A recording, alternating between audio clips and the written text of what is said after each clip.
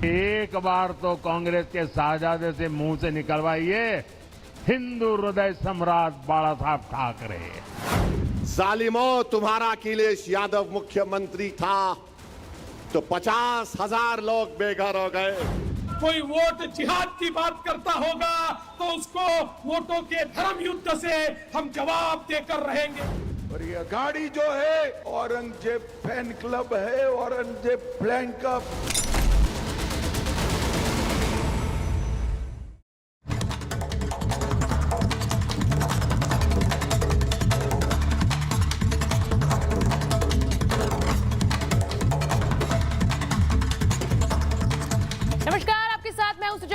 आप देख रहे हैं महाभारत और महाभारत में आज बात करेंगे कि यूपी टू महाराष्ट्र, क्या इस बार लड़ाई औरंगजेब फैन क्लब और हिंदू हृदय सम्राट के बीच है। आप जानते हैं कि महाराष्ट्र की राजनीति में बाला साहेब ठाकरे को हिंदू हृदय सम्राट कहा गया। वो हिंदू हृदय सम्राट जो खुलकर मुगल शासकों और उनके अत्याचारों पर बोलते थे, जो हिंदू हित की बात करते थे। प्रधानमंत्री नरेंद्र मोदी ने अपनी चुनावी रैलियों में स्पष्ट बात कही, चुनाव शिवाजी समर्थकों और औरंगजेब के चाहने वालों के बीच होगा। यह चुनाव यह तय करेगा कि इस देश को शिवाजी की विरासत चाहिए या फिर औरंगजेब की विरासत। प्रधानमंत्री की भी तस्वीरें चलाइए, क्योंकि उनकी रैलियों में उन्होंने स्पष्ट ये बातें कही हैं। प्रधानमंत्री जब ये कहते हैं तो वो किसी एक समुदाय पर चोट नहीं कर रहे हैं, वो उन लोगों से मुखातिब हैं जो इस देश में विदेशी आक्रांताओं से लड़ने वाले शिवाजी को तो मानते नहीं, लेकिन मुसलमान वोट के लिए वो औरंगजेब फैन क्लब में शामिल है। औरंगजेब फैन क्लब का सीधा मतलब है मुस्लिम वोटों के लिए वक्फ के समर्थन में बयान देने वाली विचारधारा, मुस्लिम तुष्टीकरण वाली विचारधारा।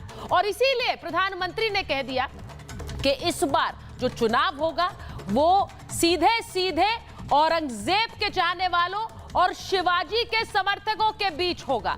आपको बताती हूं कि प्रधानमंत्री नरेंद्र मोदी ने तो यह बात कही है, लेकिन सिर्फ वो ही नहीं, देश के गृह मंत्री अमित शाह ने भी कैसे इस पूरे चुनाव की यूपी टू महाराष्ट्र एक टोन तय कर दी और कैसे करी है वो भी आपको बता देती हूं। आपको बताती हूं कि गृह मंत्री अमित शाह ने कैसे इस बयान को और ज्यादा समझाया है। आप देख रहे हैं छत्रपति शिवाजी महाराज और औरंगजेब के बीच की यह लड़ाई चुनाव तय करेगा कि महाराष्ट्र किसके रास्ते चलेगा और देश किसके रास्ते चलेगा। गृह मंत्री अमित शाह ने कहा कि छत्रपति शिवाजी महाराज या औरंगजेब के रास्ते, कौन से रास्ते को चुनना है। हमने छत्रपति शिवाजी और सावरकर वाला रास्ता चुना है, यह गृह मंत्री ने कहा। उन्होंने कहा इंडी गठबंधन औरंगजेब फैन क्लब वाले हैं। अब औरंगजेब फैन क्लब का मतलब आप समझ रहे हैं, पूरे देश में वक्फ बोर्ड की मनमानी चल रही है और हम वक्फ कानून में संशोधन का बिल लाए हैं, लेकिन जो औरंगजेब फैन क्लब वाले हैं, इंडी गठबंधन वाले, वक्फ बिल का विरोध करते हैं। यह कहा गृह मंत्री अमित शाह ने डंके की चोट पर। वो कहते हैं मैं डंके की चोट पर कह रहा हूं कि वक्फ कानून बदलेगा। तो इसको आप समझिए कि जब वो कह रहे हैं कि सावरकर और शिवाजी वाले समर्थक और वहीं औरंगजेब फैन क्लब के बीच ये लड़ाई होगी, तो लड़ाई किसके बीच है मैं आगे आपको और बताऊंगी, लेकिन पहले ये रिपोर्ट देख लीजिए, उसके बाद महाभारत।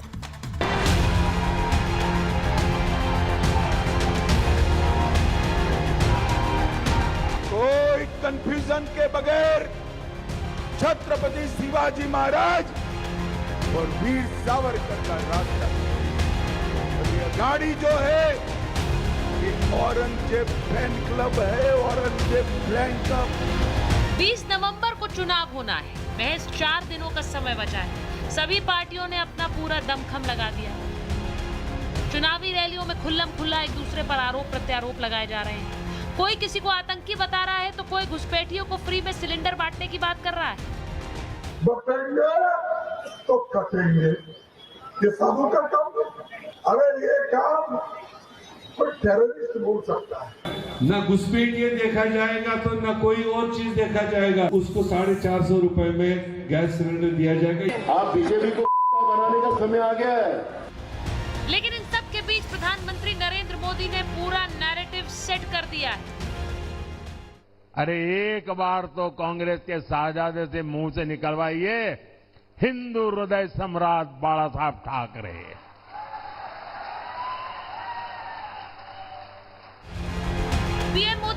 क्यों कहा, आप इन तस्वीरों से समझिए। तस्वीरें पुरानी है लेकिन सभी को याद दिलानी भी जरूरी है। अकबरुद्दीन ओवैसी जिन्होंने औरंगजेब की कब्र पर जाकर फूल चढ़ाए थे। एक तरफ एक खेमे को औरंगजेब में मसीहा दिख रहा है तो दूसरी तरफ छत्रपति शिवाजी से क्या दिक्कत हो रही है। प्रधानमंत्री ने इस पर भी अपनी बात रखी, वो भी आगे आपको बताएंगे। माहौल चुनावी है तो वार पलटवार भी जोरदार हो रहा है। विपक्ष जहां वक्फ बिल के नाम पर लोगों को भड़काने में लगा है तो वहीं चुनावी समर में एक बार फिर गृह मंत्री अमित शाह ने जोरदार हमला बोल दिया। एक कांग्रेस वाले विरोध करते हैं, मैं कहकर जाता हूं, शरद पवार एंड कंपनी जितना भी विरोध करे हम वक्फ के कानून को बदल कर रहेंगे। महाराष्ट्र और झारखंड राजनीतिक बयानबाजी रुकने वाली नहीं है। अखिलेश यादव और ओवैसी एक ही वोट बैंक के सहारे हैं। दूसरी तरफ ओवैसी उसी वोट बैंक में सेंध लगाने में लगे। ओवैसी अपनी हाजिर जवाबी के लिए भी जाने जाते हैं। एक बार फिर से ओवैसी ने अखिलेश पर सीधे निशाना लगाया है। 2013 में मुजफ्फरनगर का फसाद हुआ, जालिमों तुम्हारा अखिलेश यादव मुख्यमंत्री था। वहां पर बंबई से फिल्म स्टारों को बुलाकर अपने परिवार के साथ उनके नाच गाना को देखता था। असद ओवैसी भाईजान अखिलेश भाईजान पर ही हमला बोल रहे हैं। भाईजान वर्सेस भाईजान, क्योंकि चलानी है वोट बैंक की दुकान और इसलिए करो हिंदुओं का अपमान, कौन बनेगा बड़ा भाईजान, इसी की प्रतिस्पर्धा में फूंक रहे हैं जान। अखिलेश यादव के कारण ही इसीलिए उत्तर प्रदेश का कोई जिला ऐसा नहीं बचा था जिस जिले में दंगे ना हुए हो, जहां कर्फ्यू लगाने की नौबत ना आई हो। और वो पुराने ये एक शेर इस्तेमाल किया जाता है ना कि जब रोम जल रहा था तो नीरो बंसी बजा रहा था, वैसी ही स्थिति थी कि जब उत्तर प्रदेश में दंगे हो रहे थे तो अखिलेश यादव सैफई में रंगारंग नृत्य देख रहे थे। ऐसे में सीधा सवाल ये है कि कौन से राजनीतिक दल वाकई औरंगजेब फैन क्लब में शामिल है। क्या इस बार यूपी टू महाराष्ट्र लड़ाई शिवाजी बनाम औरंगजेब पर आ गई? Bureau report, Republic Bharat. ये जो पूरी लड़ाई है इसका नैरेटिव जो है प्रधानमंत्री नरेंद्र मोदी ने अपनी रैलियों में सेट किया है और इसीलिए आपको समझाती हूं कि प्रधानमंत्री नरेंद्र मोदी ने महाराष्ट्र की रैली में क्या कहा। उन्होंने कहा कि संभाजी महाराज और औरंगजेब पर यह घमासान है और संभाजी महाराज को मानने वाले देशभक्त हैं, लेकिन दूसरी तरफ वो लोग हैं जो औरंगजेब का गुणगान करते हैं। उन्होंने ये भी कहा कि जिन्हें संभाजी महाराज के नाम पर आपत्ति है ये वही लोग हैं, उन्हें औरंगजेब में अपना मसीहा दिखता है। अब कौन लोग हैं वो भी देख लीजिए। औरंगजेब को छत्रपति संभाजी नगर हमने बनाया, ये प्रधानमंत्री ने कहा। उन्होंने कहा कांग्रेस पार्टी और महाविकास अघाड़ी को इससे तकलीफ हुई क्योंकि नाम बदला तो उनको इससे परेशानी हुई। औरंगाबाद का नाम बदलना बाला साहेब ठाकरे की इच्छा थी। औरंगाबाद का नाम छत्रपति संभाजी नगर रखा जाए ये वो चाहते थे, लेकिन उद्धव ठाकरे ने सीएम बनते हुए भी अपने पिता की इच्छा पूरी नहीं की है। आज उद्धव कांग्रेस की गोद में बैठ गए हैं और उन्होंने कहा कि हमने बाला साहब की इच्छा को पूरा किया जब हम आए सत्ता में। महाराष्ट्र में अक्सर संभाजी महाराज की चर्चा होती है क्योंकि शिवाजी महाराज के सबसे बड़े बेटे थे संभाजी महाराज और औरंगजेब ने संभाजी महाराज की बर्बर हत्या करवा दी थी। और इसीलिए जब प्रधानमंत्री उनकी बात करते हैं तो वो सीधे कहते हैं कि जो हिंदू हृदय सम्राट थे बाला साहेब ठाकरे, जिनकी तस्वीर आप प्रधानमंत्री नरेंद्र मोदी के साथ देख सकते हैं, ये उनका सम्मान है। अब क्या इसकी गूंज सिर्फ महाराष्ट्र नहीं है, मैं बार बार कह रही हूं महाराष्ट्र नहीं यूपी तक भी है। मेरे साथ जो मेहमान है मैं उनका परिचय आपसे कराऊंगी क्योंकि मेरे साथ बीजेपी की प्रवक्ता राधिका खेड़ा जी हैं, हमारे साथ अवधेश कुमार जी हैं, वरिष्ठ पत्रकार हैं, अजीज खान साहब हैं, समाजवादी पार्टी के राष्ट्रीय प्रवक्ता हैं, किशोर तिवारी जी हमारे साथ हैं, शिवसेना उद्धव गुट के नेता हैं। किशोर जी अपनी मुस्कान के साथ महाभारत में आज आए हैं वापस, और हमारे साथ शहाबुद्दीन रिजवी साहब हैं, इस्लामिक स्कॉलर हैं, मौलाना हैं। बहुत बहुत धन्यवाद आप सभी का जुड़ने के लिए। और नहीं उनके अच्छा ये तो वही बताएंगे कि मुस्कान है या कुटिल मुस्कान है, लेकिन आराम जब वो अपनी बात बड़े आराम से रखते हैं। लेकिन आज मुझे देखना है किशोर जी कौन से वाले किशोर जी हैं, हमारे पुराने वाले किशोर जी हैं या पिछली महाभारत में जो महाभारत कर रहे थे द्वंद्व वो वाले किशोर जी हैं। मैं एक बार बता दूं कि जिस तरह की बयानबाजी इस चुनाव में चल रही है उस बयानबाजी से एक बात बड़ी क्लियर है। मैं पहले राधिका जी आपसे पूछूंगी, क्या आप इस बात से सहमत हैं कि ये पूरा चुनाव, और मैं सिर्फ महाराष्ट्र की बात नहीं कर रही हूं, यूपी टू महाराष्ट्र की बात कर रही हूं, कि क्या एक औरंगजेब फैन क्लब है जिसकी बात प्रधानमंत्री करते हैं? सभी को नमस्कार। देखिए, ये तो सबके सामने ही है कि बिल्कुल है एक ऐसा फैन क्लब है जो ऑपोजिशन जिसकी हेड करती है उस फैन क्लब को, जो लगातार देश में बांटने काटने की राजनीति करते आ रहे हैं। आप मुझे बताइए, भारतीय जनता पार्टी ने अभी तक कहीं भी किसी एक धर्म या ऐसी एक समुदाय की राजनीति करके, जो लगातार हम पे इल्जाम लगाया जाता है कि हम सिर्फ हिंदुओं की राजनीति करते हैं, हमने कहा कोई सभा करके या कोई हिंदुओं ने हमारे लिए कोई लेटर निकाला हो और कहा हो कि सारी वोटें इधर जाए। लेकिन लगातार फतवे इशू किए जा रहे हैं। कांग्रेस के प्रदेश अध्यक्ष महाराष्ट्र के नाना पटोले साहब तो बाकायदा साइन करके लेटर इशू कर रहे हैं कि उलेमाओं की 17 डिमांड हम पूरी कर रहे हैं। तो ये लगातार, और ये सिर्फ महाराष्ट्र तक सीमित नहीं है, इनका ये जो अवसरवादी मुसलमानों के प्रति प्रेम है वो हर जगह दिखाई देता है। और मैं आपको बहुत जिम्मेदारी से आज एक बात कह दूं, इससे किसी मुसलमान को कोई फायदा नहीं हुआ है आज तक। क्योंकि उनको बदले में क्या दिया है? मुसलमान उन्हें वोट जरूर देते हैं, पर क्या उनको घर मिला, क्या उनको पानी मिला, क्या उनको एजुकेशन मिली? नहीं। अगर आप अपने आज भी अगर माइक लेके आप ग्राउंड पे जाएंगे और आप किसी मुसलमान से पूछेंगे, वो कहेंगे हाँ, हमें नरेंद्र मोदी जी द्वारा दी हुई प्रधानमंत्री आवास योजना का फायदा मिला, हेल्थ बेनिफिट्स मिले, स्कूल कॉलेज में हमारे बच्चे पढ़ रहे हैं। और अगर आप उनसे पूछेंगे कि कांग्रेस पार्टी से आपको क्या मिला, तो कहेंगे जी वो मुसलमानों की बात करते। क्या बात करते? क्या बात करना काम होता है कि उनके लिए खड़े होना, उनके लिए काम करना काम होता है? महज जो बात करता है, राहुल गांधी बार बार कहते हैं कि जिसकी जितनी आबादी उसका उतना हक। जब बात आती है केरल में, जहां पे 45% मुस्लिम आबादी है वायनाड की सीट पर, तो वहां पे टिकट किसको दे दी जाती है? प्रियंका दीदी को। वहां पर जिसकी जितनी आबादी है उसका हक काट दिया जाता है, छीन लिया जाता है। और हम देखते आए हैं, चाहे 1947 हो जब बांटने का काम किया, या सिखों के खिलाफ दंगे हो 1984 जहां पे काटने का काम किया माइनॉरिटी के खिलाफ, तो ये रहे हैं। इनको सिर्फ अपनी वोट बैंक की राजनीति चाहिए, और बस ये चाहिए कि उनके घर के बैग, उनके घर के खाते भरते रहे, दिन देश की जनता जाए भाड़ में।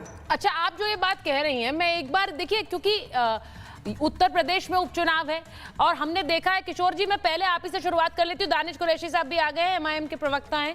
मैं एक बार किशोर जी आपके साथ शुरुआत कर लेती हूँ, क्योंकि प्रधानमंत्री ने अपनी सभा में ये बात बोली कि बाला साहेब हिंदू हृदय सम्राट बाला साहेब ठाकरे, लेकिन आज उन्हें उस नाम से संबोधित करने की हिम्मत है क्या किसी से? क्योंकि जहां हिंदू हृदय सम्राट लगेगा, आज तो उससे मुंह छुपाना पड़ेगा उद्धव गुट को। क्या ये सही है? ये देखो, चुनाव के अंदर हमने तय कर दिया है।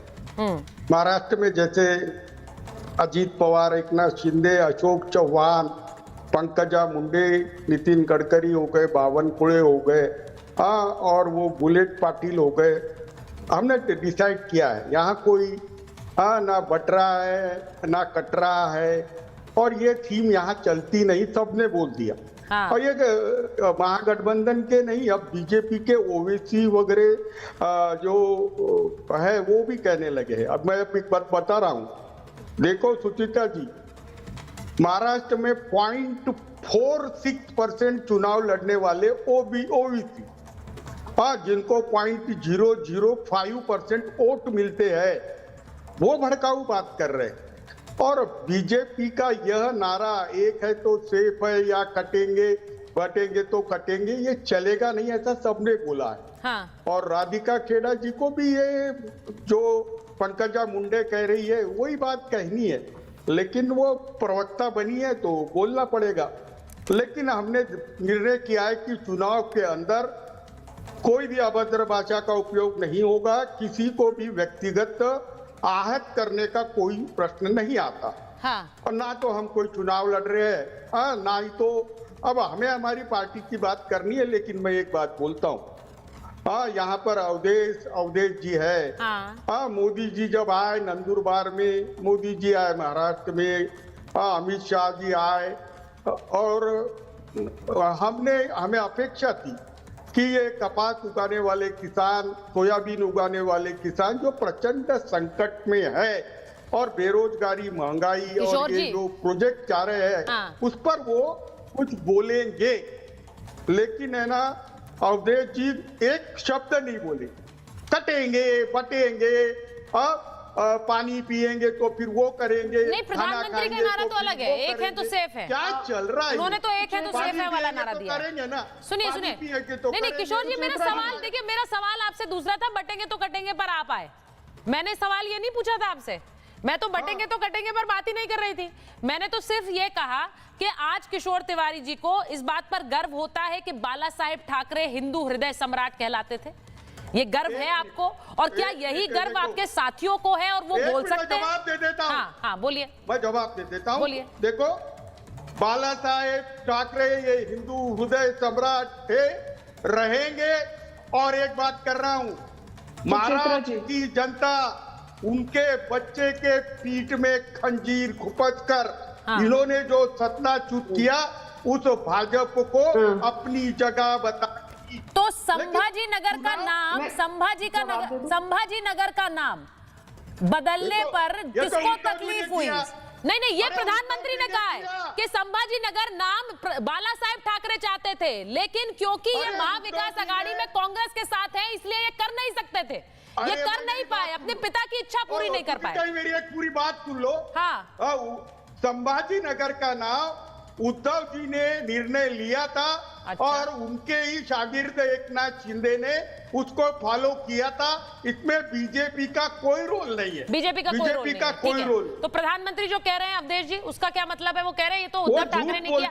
मैं एक बार, वो बचपन से झूठ बोलते हैं। वो मैं इनका जवाब दे दूं सुचित्रा जी? राधिका जी जल्दी से दीजिए, फिर मैं अवधेश जी के पास जाऊँ। आप बोलना चाह रही हैं इसलिए जल्दी से। हाँ जी, यहाँ पे ये तय कर रहे थे कि मैं क्या बोलना चाहती हूँ, पंकजा जी क्या बोलना चाहती है। पहली बात, ये जो बात कर रहे हैं कि उनके बेटे को अलग कर दिया, उनके बेटे में इतनी हिम्मत तो है नहीं, रीढ़ की हड्डी उनकी सिमट चुकी है, जो आज अपने फादर को, जो हमेशा से कहलाते आए हैं हिंदू सम्राट, आज उनके मुंह से एक बात शब्द नहीं निकला।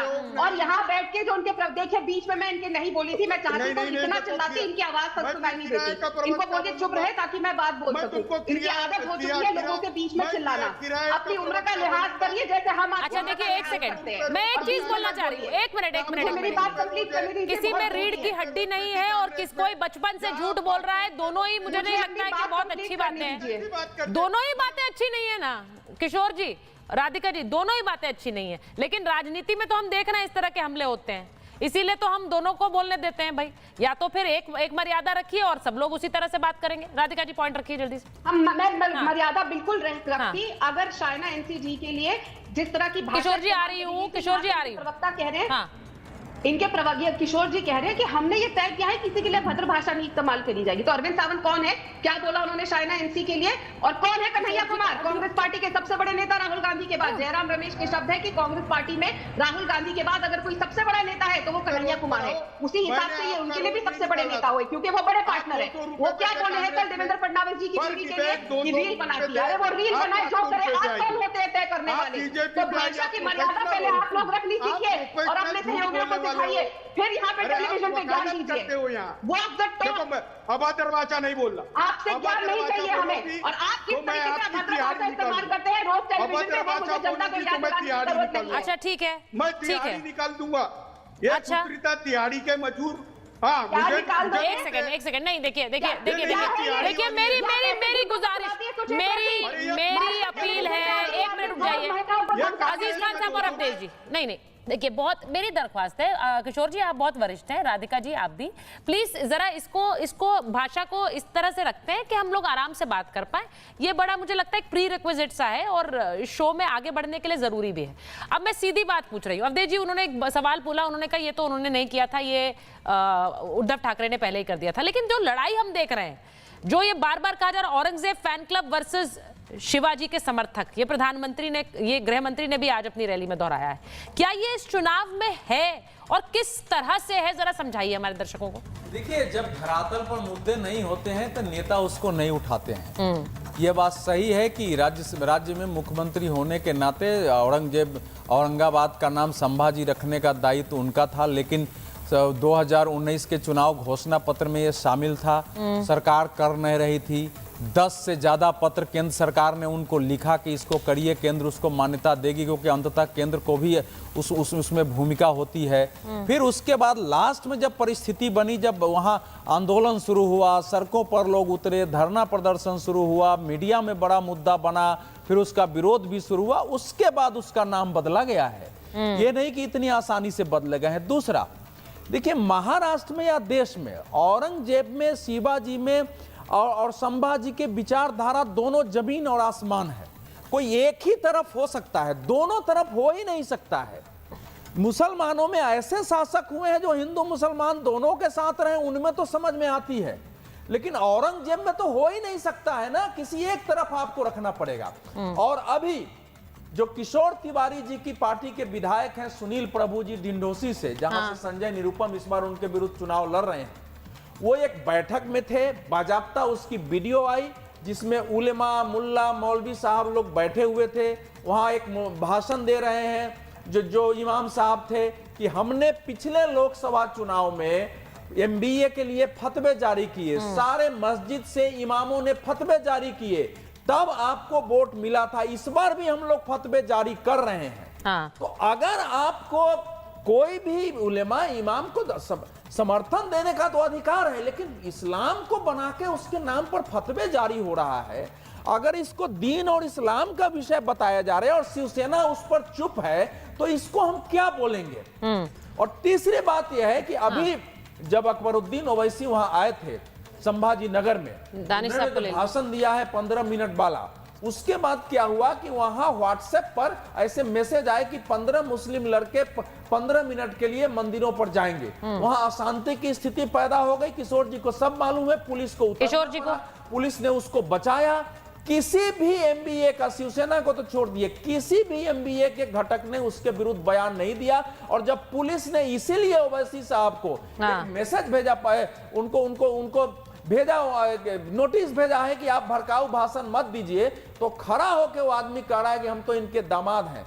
तो अब सवाल यह है कि अगर उद्धव ठाकरे वाकई हिंदू हृदय सम्राट की पार्टी के उत्तराधिकारी हैं, तो मैं तो नहीं मानता हूं कि हनुमान चालीसा कहने पर किसी पर राजद्रोह का मुकदमा हो जाएगा, उसको उठा के जेल में डाला जाए। मैं एक चीज देखिए, मैं अजीज खान साहब दिख रहे हैं, अजीज खान साहब, किशोर जी मैं आ रही हूँ। देखिए मैं बात अभी टोटल चुनावों की कर रही हूँ, तो सिर्फ महाराष्ट्र, यूपी सबकी बात हो रही है। मैं एक बार जरा, जब हम कह रहे हैं औरंगजेब फैन क्लब और शिवाजी समर्थक, तो उसका मतलब क्या है। एक मैं बड़ी खबर बता दूं और अजीज खान साहब इसे सुनिएगा, क्योंकि उसके बाद आप ही के पास आऊंगी। सीएम योगी ने अखिलेश यादव पर और समाजवादी यानी आपकी पार्टी पर बड़ा हमला बोला है। उन्होंने कहा कि हमारी विरासत भगवान राम और राम मंदिर वाली है, और सपा की विरासत खान मुबारक, अतीक और मुख्तार वाली है। अब ये देख लीजिए, खान मुबारक, अतीक और मुख्तार वाली विरासत है।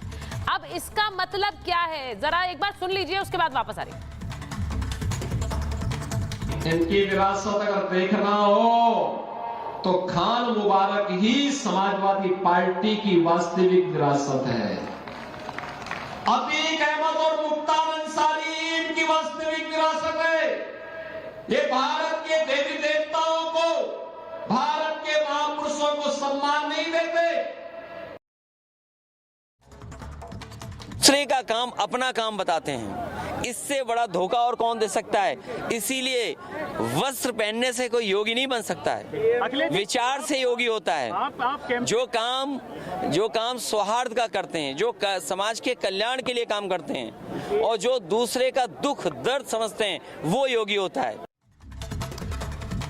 अजीज खान साहब मैं इसी पर आ रही हूँ, क्योंकि जो बात योगी आदित्यनाथ ने कही उसका अखिलेश यादव जवाब भी दे रहे हैं। वो भी उनके कपड़ों पर सवाल उठा रहे हैं, वो कह रहे हैं योगी नहीं है ये, पहले भी खड़गे साहब भी बोल चुके हैं। लेकिन ये वाली लड़ाई आपको लग रहा है इस वक्त, इस बार यूपी के चुनाव के नतीजों में नजर आएगी। उन्होंने कहा कि सपा की विरासत कौन सी वाली है, मुख्तार अतीक वाली, खान मुबारक वाली। देखिए सुचेता जी, मैं लगातार डिबेट सुन रहा हूं, अवधेश जी को भी मैंने सुना और राधिका खेड़ा जी को भी सुना जी। देखिए ये देश जो है ना, इस देश में इस वक्त किस चीज़ की ज़रूरत है शायद इनको पता है, और पता होने के बावजूद ये पता नहीं कहां सिस्टम को भटका रहे हैं। मैं एक बात आपको बताऊं कि समाजवादी पार्टी ने हमेशा ये बात माना है कि हयात ले के चलो, कायनात लेके चलो, चलो तो सारे जमाने को साथ लेकर चलो। जो ये समाजवादी विचारधारा है कि सबको एक साथ लेकर चलने की बात है और इस देश की तरक्की की बात है, ये मेरे ख्याल से शायद बीजेपी को समझ में आएगा नहीं। मैं देख रहा हूं पूरे वक्त सिर्फ हिंदू और मुसलमान। अवधेश जी तो बहुत ही विद्वान शख्स है, उन्होंने भी पता नहीं किस तरीके की बात हिंदू और मुसलमान की बात की। उनको शायद पता है इस बात को कि बीजेपी की जो राजनीति है ये वही फांसीवादी ताकत जो पहले जो लोग फार्मूला लगाते थे, जो हिटलर ने भी किया इस अपने देश में, क्या किया उसने कहा, उसका एक फार्मूला था कि अगर राजनीति करनी है तो किसी एक कौम को हमेशा दुश्मन बना के रखो, डराओ उससे। तो आज हिंदू भाइयों को बीजेपी डराने का काम करती है, किसी एक खास कौम के खिलाफ भड़का करके। सच्चाई ये है, लेकिन हमारा हिंदू भाई कहीं ना कहीं वो इस बात को समझता है, क्योंकि वो जानता है कि जो हिंदू होता है, जो सनातन धर्म से ताल्लुक रखता है, वो बड़ा हृदय वाला होता है, विशाल हृदय वाला होता है, क्योंकि वो उसकी जो सोच है, उसकी दया की सोच है, दया की भावना है। तो मुझे लग रहा है वो इस बात को समझता है कि ये जो लोग हैं आज, ये दया का भाव नहीं रखते। यूपीपीएससी का एग्जाम किस तरह दो भागों में बांटा गया और लड़कों को पर किस तरह लाठियां बांधी गई, आरओ पर के बच्चों पर किस तरह लाठियां बांधी गई, यही दया दिखा रहे हैं आप, यही आपकी मानसिकता, यही विचारधारा। हिंदू हृदय सम्राट की बात करता है, शायद वो ये काम नहीं कर सकता। वो ये नहीं करेगा कि नीट के अभ्यर्थी जो एग्जाम भी दिया, उनके पेपर आउट हो गए, बिहार में किस तरह लोग पकड़े गए, किस तरह गुजरात में लोग पकड़े गए, लेकिन उसके बावजूद भी संसद में जाकर के शिक्षा मंत्री बयान देते साहब कोई पेपर आउट नहीं हुआ। सीबीआई ने थोड़े दिन पहले चार्जशीट जारी किया, चार्जशीट कहीं ना कहीं भेजा, आपने देखा कितने लोगों को उसमें आरोपित किया, कितने लोगों को बनाया। सवाल इस बात का है, अरे सुनिए ना मेरी बात, इंपॉर्टेंट बात सुनिए आप। आज आप देश के विकास और तरक्की की बात नहीं करेंगे क्या? सिर्फ और सिर्फ हिंदू और मुसलमान करेंगे क्या? हम कहना चाहते हैं कि इस मुल्क में हिंदू और मुसलमान दोनों रीढ़ की हड्डी है। हिंदू और मुसलमान रीढ़ की हड्डी है। आप इसको एक दूसरे से डराने का कोशिश किया जा रहा है, हमेशा एक दूसरे को बांटने की कोशिश की जा रही है, अलग अलग तरीके के नारे दिए जा रहे हैं। एक बात आप समझ लीजिए इस बात को कि आप हिंदू और मुसलमान जो इस मुल्क की दो आंखें हैं, उनको जुदा नहीं कर सकते। देखिए, आप कह रहे थे कि सब मुसलमानों को क्या नहीं मिल रहा है? अजीज खान साहब, आप बात बिल्कुल सही कह रहे हैं, आप बात बिल्कुल सही कह रहे हैं। देखिए, मैं कहूँ आप बात बिल्कुल सही कह रहे हैं। भारत के जितने भी लोग हैं वो सब भारत का हिस्सा है, भारत की आंख कान नाक है, ये आप बिल्कुल सही कह रहे हैं। लेकिन आप पर जो हमला है ना, आप पर जो हमला है वो तो ओवैसी जी कर रहे हैं, आपके नेता पर हमला तो ओवैसी जी कर रहे हैं। आप सोच लीजिए, आप पर हमला करने वाले ओवैसी जी हैं। आप बीजेपी पर तो लाख हमला वापस कर लेंगे, लेकिन असदुद्दीन ओवैसी भी आपके नेता पर हमला कर रहे हैं और मुजफ्फरनगर दंगों को लेकर हमला कर रहे हैं, जिसको लेकर सबसे ज्यादा आरोप लगते हैं आपकी सरकार पर। वहां पर हिंदू मुसलमान किसने किया था, उन दंगों में किसने किया था, ये आरोप आप पर लगते हैं, आप जानते हैं। यहाँ दानिश कुरैशी साहब हैं, दानिश कुरैशी साहब क्या बात कर रहे थे? असदुद्दीन ओवैसी ने तो अपनी सभा में सवाल उठा दिया अखिलेश यादव पर। सुचरिता जी, मुझे बात करने दें। नहीं, मैं आपके पास आ रही हूँ ना सर, उनसे तो शुरुआत भी नहीं की अभी, जवाब देने, उनसे शुरुआत भी नहीं की, उसके बाद जवाब दे दीजिएगा ना। उनसे शुरुआत भी नहीं की है, आपने सवाल किया है। अरे मैंने दानिश कुरैशी साहब से सवाल पूछा, जरा सुन लीजिए कि वो क्या हमला कर रहे हैं। वो कह रहे हैं 8 महीने से 1 साल तक लोग तंबुओं में रहते रहे और वहां पर लोग दरिंदगी के शिकार हुए, लेकिन अखिलेश यादव उस समय और उनका परिवार नाच गाने में व्यस्त था। वो कह रहे हैं मुसलमानों को तो कमजोर करना चाहते हैं, ये तो दूसरा वाला हमला आ गया। ये सब मुसलमान वोट के लिए हो रहा है दानिश साहब, बड़ा क्लियर लग रहा है मुझे। नहीं, कमजोर करना देखिए कमजोर करना चाहते हैं, ये तो बहुत सेकेंडरी बात है। कमजोर किया गया, मुसलसल कमजोर किया गया।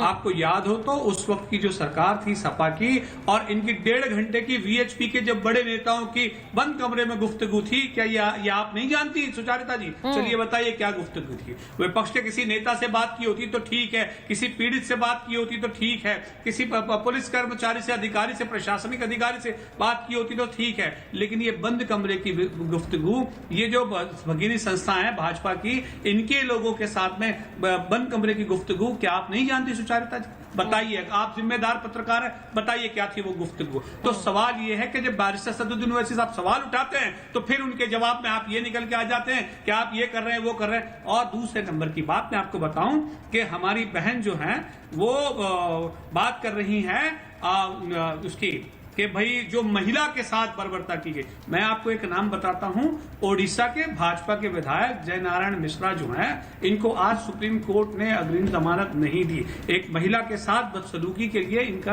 आरोप लगा है। अभी तक इनको सस्पेंड नहीं किया गया। तो दिक्कत क्या है कि ये आपके शो में आके बातें तो यहाँ बहुत बड़ी बड़ी करती हैं, महिला होने के नाते या महिलाओं की बात की। लेकिन अभी तक ओडिशा के जिस एमएलए की मैं बात कर रहा हूँ जयनारायण मिश्रा को, उसको हटाया नहीं गया। कब हटाया जाएगा, इनसे पूछ लीजिए। अच्छा, तो आपने कहा आपके नेता ने हमला तो करा अखिलेश जी पर, लेकिन यहाँ पर आकर आप दोनों एक हो गए। तो आपने कहा यहाँ पे हमला छोड़ो, सपा पर कहाँ करना है, बीजेपी पे वापस हमला करते हैं। ये नहीं, आपके बयान सुनिए, देखिए सपा ने जो किया तो आवाम ने उसको जवाब दे दिया। हाँ। सपा ने जो किया उसका जवाब लोगों ने दे दिया। अब रह गई बात जो मुसलमानों के साथ जो जुल्म और ज्यादती और बदसलूकी हो रही है, हाँ। वहां लोग देख रहे हैं। हमने देखा कि किस तरह से समाजवादी पार्टी के बड़े नेताओं को जेलों में डाला गया और अखिलेश यादव जो थे बिल्कुल चुप तमाशा देख रहे थे। हम देख रहे हैं, ये सारी चीजें देख रहे हैं। तो ये आपकी खामोशी आपके सामने है। और ये सारी चीजें मुसलमानों की बात आती है, दलितों की बात आती है, तो समाजवादी पार्टी खामोश हो जाती है। अब इसका जवाब पहले राधिका जी आप दे दीजिए, उसके बाद मैं जाऊंगी अजीज खान साहब के पास, क्योंकि हमला उन्होंने दोनों पर बोला है। और देखिए, मैं बड़ा क्लियरली एक बात देख पा रही हूं कि इस चुनाव में ये जो नैरेटिव है ये बड़ा क्लियर हो गया है कि मुसलमान फैन क्लब किसे कहा जा रहा है, Aurangzeb fan club, sorry, Aurangzeb fan club किसे कहा जा रहा है। उन्हें कहा जा रहा है दानिश साहब जो जाकर औरंगजेब की मजार पर फूल चढ़ा रहे थे। अब उसमें तो आप ही के नेता थे, वो तो प्रत्यक्ष तस्वीरें सामने हैं। और इसीलिए मैं राधिका जी के पास जाऊं उससे पहले इस पर एक छोटी सी टिप्पणी आपसे लूंगी, क्योंकि ये पूरा चुनाव कहा जा रहा है शिवाजी के समर्थक वर्सेस औरंगजेब फैन क्लब है। मुझे ये बता दीजिए आप कौन से में हैं, आप दोनों में से किस में? अरे जो लोग सुनिए 10 सेकंड सुचार का 10 सेकंड बोलिए।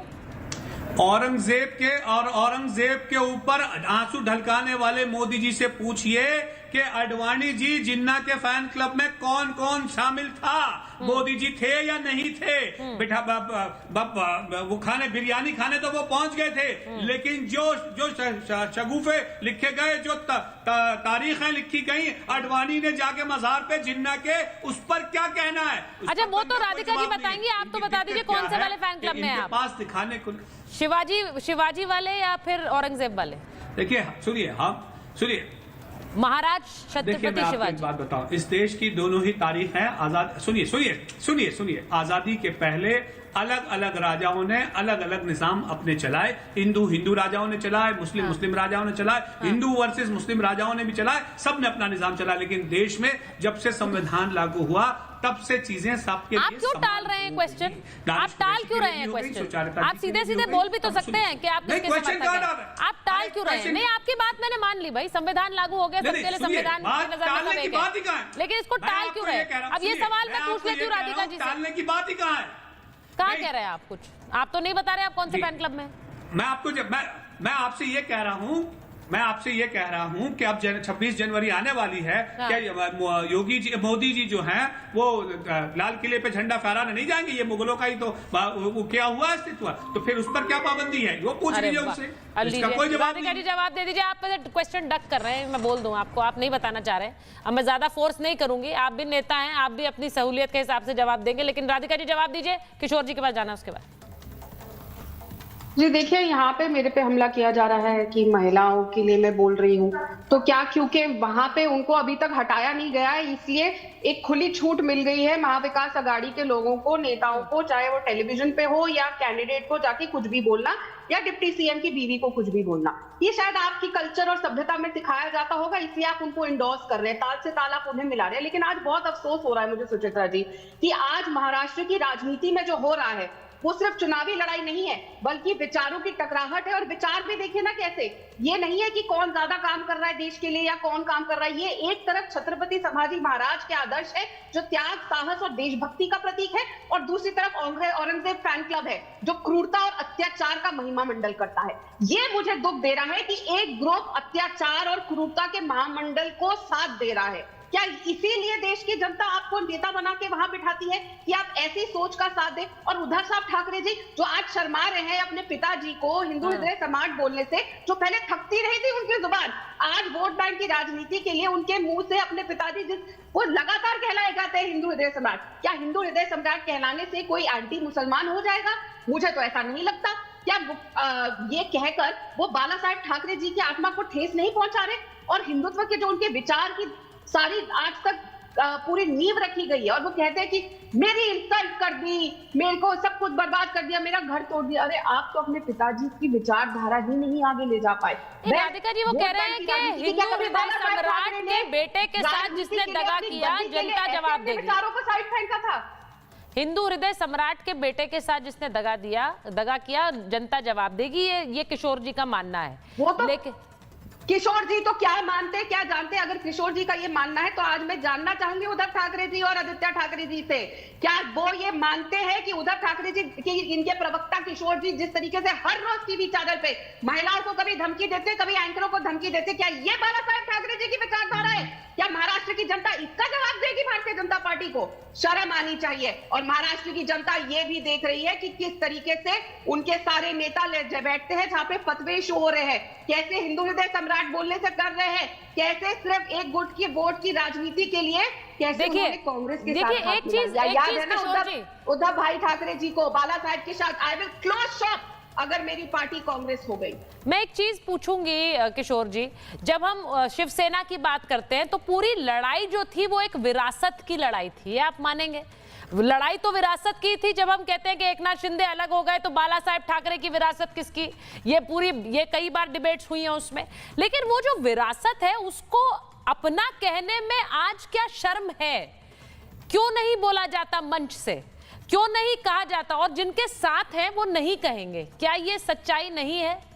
ये नहीं कहेंगे क्योंकि वोट बैंक छिटकेगा उससे। देखो मैंने राधिका जी ने ना बोला, मैंने बीच में कुछ नहीं बोला। हाँ प्लीज आप बोले। अवधेश ने भी बोला, मैंने कुछ नहीं बोला। हाँ मैं एक बात क्लियर कर देता हूँ, कोई उलेमा क्लब हो या कुछ भी हो, इनकी कोई भी मांग अगर संविधान और भारत के कानून के बाहर होगी तो हम मंजूर नहीं करेंगे, और कहीं भी रिलीजन बेस्ड रिजर्वेशन नहीं होगा। मैंने क्लियर कर दिया। दूसरी बात मैं क्लियर करता हूं कि महाराष्ट्र के अंदर अवधेश जी बीजेपी के वक्त ही अल्पसंख्यक ओबीसी के अंदर है। अब मैं और बता रहा हूं, मदरसों का ऑनोरियम इन्होंने बढ़ाया, मौलाना आजाद फाइनेंशियल कॉर्पोरेशन को 10 टाइम ग्रांट इन्होंने दी। मैं अच्छी बात कर रहे, मुझे उसमें कोई आपत्ति नहीं है। अब अवधेश जी भी बोली, राधिका जी भी बोली कि हमने हिंदुत्व छोड़ दिया। तो देखो ये जनता के विवेक पे हमने छोड़ दिया है ना। वोट है, देखो तुमको मालूम नहीं है, कांग्रेस के खिलाफ भी बीजेपी लड़ रही है। हम तो गद्दार सेना वर्सेस उद्धव सेना यही लड़ रहे हैं। अब समय बता देगा, अगर हमने कोई गलत डिसीजन लिया है तो रिपब्लिक भारत, मुझे लगता है कि ये जो महाभारत है ये सबसे ज्यादा लोग देखते हैं, तो उनको मैं कह रहा हूँ गलती से भी वोट नहीं देना। बड़ी बात है भाई किशोर जी है। अंदर देखो मैं मेरी बात पूरी जाने दो। हाँ नहीं बोलिए पूरी बोलिए। हाँ देखो ये 1640 में चुनाव नहीं हो रहा, ये 2024 में हो रहा। औरंगजेब एक आक्रांता थे, औरंगजेब ने हिंदुओं पर बहुत अत्याचार किया। औरंगजेब की हम भर्त्सना करते हैं, और औरंगजेब के मजार पे जाने वाले या फिर जिन्ना के मजार पे जाने वालों को हम इंडोर्स नहीं करते। अब एक बार हम कांग्रेस में क्या चले गए, हम उनके तलवे चाट रहे हैं, हमारी क्या बोलते हो। देखिए किशोर जी, देखिए आपने 2-3 हेडलाइंस दे दी हैं। आपने पिछली बार भी हेडलाइंस दी थी किशोर जी, आपने फिर हेडलाइंस दे दी। आप ये कह रहे हैं, देखिए आप बड़ी बात कह रहे हैं, आपने कहा कि हम इसका समर्थन नहीं करते हैं। किशोर जी जो बोलते हैं वो उद्धव ठाकरे रिपीट करने दीजिए क्या? उन्होंने कहा कि हम रिजर्वेशन की बात को एंडोर्स नहीं करते हैं और धर्म के बेस आधार पर कोई रिजर्वेशन नहीं होगा इस देश में। ये किशोर तिवारी तिवारी कह रहे हैं, यानी कि अगर वो एमवीए की डिमांड है। हाँ एक मिनट, बोलिए। अरे धर्म पे आरक्षण संविधान में ही नहीं है, संविधान में ही नहीं है, सरकार के लीजिए। संविधान के ऊपर तो अब जो भी सारी डिमांड्स हैं, चाहे वो उलेमा बोर्ड हो, चाहे वो all India Muslim personal law board हो, जो बार बार खबर चल रही है कि महाविकास आघाड़ी की तरफ से हामी भरी गई है, नहीं है। वो सीधे कह रहे हैं हम इसके साथ नहीं खड़े हैं, हम धर्म के आधार पर आरक्षण की बात मानते ही नहीं है। नाना पटोले बोल रहे, चिल्ला के नाना पटोले बोल रहे, उद्धव ठाकरे बोल रहे, ये बीजेपी का नैरेटिव क्यों चलाती हो? ये नहीं, मैं कहाँ चलाती हूँ सर, मैं तो आपकी खबर हेडलाइन बता रही हूँ। आप बोल रहे हैं ये क्यों चलाते हो? मैं तो आपकी खबर हेडलाइन दे रही हूँ भाई। आपने बोल दिया, मैंने उसे ब्रेकिंग न्यूज की तरह चला दिया भाई। नहीं है समर्थन, नहीं मिलेगा आरक्षण धर्म के आधार पर, ठीक है। अब अवधेश जी ऐसा है, देखिए किशोर जी अब जरा शांत हो जाइए, आप तो बोलते ही रहते हैं। अब तो बोलने दीजिए किशोर जी बहुत कुछ ऐसा बोलते हैं जिससे शिवसेना उद्धव ठाकरे का लेना देना नहीं होता है। और सुनिए भाई, अब ये भी सुन लीजिए, अब किशोर जी ये भी सुन लीजिए, ध्यान से सुनिए भाई। ऐसा है कि बहुत कुछ ऐसा बोलते हैं, वो इनको इतनी व्यक्तिगत छूट है उस पार्टी में कि अपना स्टैंड रखते हैं, और इनका स्टैंड वही है जो शिवसेना का पारंपरिक स्टैंड रहा है। उसमें और आज में अंतर है भाई। सुन लीजिए ना किशोर भाई, कहाँ आप तो पूरा बोल लीजिए। आपका स्टैंड तो हम लोगों ने देखा है, ये कई बार टेलीविजन पर बोल के गए हैं और पार्टी की नीति बदल गई है, हम लोग देख रहे हैं हमारे पुराने साथ। देखिए 2-3-4 बातें यहाँ जो आई है उसको बहुत उत्तर देना जरूरी है। उद्धव ठाकरे ने अभी तक औरंगजेब के विरुद्ध में कोई बयान मुख्यमंत्री बनने के बाद, चाहे जब भी दंगे हुए औरंगजेब के नाम पर और जो बना है, नहीं दिया है। न संजय राउत ने दिया है। पहली बात जब वहां हुआ था, सुनिए ध्यान से सुनिए, नहीं आपने बोला है, ध्यान से सुनिए किशोर जी, एक मिनट। दूसरी बात कि उलेमा बोर्ड ने कहा है कि लोकसभा चुनाव के समय ही महाविकास आघाड़ी ने हमारी मांग मांगने की बात की थी, और एक चैनल ने नाना पटोले जी के हस्ताक्षर से वो पत्र सामने टेलीविजन पर रख दिया। मैं नाम नहीं लूंगा, मैं दूसरे चैनल पर बैठा हुआ हूं। तीसरी बात कि जो अजीज खान सुनिए ना, अरे सुन लो, मैं एक लाइन, अजीज खान साहब बोल रहे हैं, अजीज खान साहब एक लाइन में अजीज खान जवाब देने दो। अरे भाई अजीज खान साहब और अवधेश जी, अजीज खान मैं लगातार बोलता, अरे भाई एक लाइन तो बोल लेने दो भाई आप लोग। मैं एक लाइन में बोल रहा हूँ, मैं डिबेट में नहीं। अजीज खान साहब ने हिंदू मुस्लिम की बात की है। समाजवादी पार्टी ने जिन 5 सीटों की सूची महाराष्ट्र में दी है वो सारे मुस्लिम बहुल है, वो चाहे भिवंडी हो चाहे मालेगांव हो, सब उसी सूची की दी है। अगर इतना ही था तो किसी तीसरी सूची के तीसरे का नाम क्यों नहीं दिया गया है? और जो अभी एआईएमएम के प्रवक्ता नहीं, एक और एआईएमएम के प्रवक्ता, मेरे पास समय नहीं है अवधेश जी, मुझे बस ये कहना है कि देखिए जिस तरह से ये पूरा जिस तरह के बयानबाजी इस पूरे चुनाव भर में आ रही है, मुझे लगता है कि जो वोटर है वो बहुत समझदार है। वो समझता है कि उसे किन मुद्दों के साथ और किन नामों के साथ खड़ा होना है। आज तो लड़ाई नाम की भी हो गई है, ऐसे में वही तय करें। बहुत बहुत धन्यवाद आप सबका महाभारत में जुड़ने के लिए।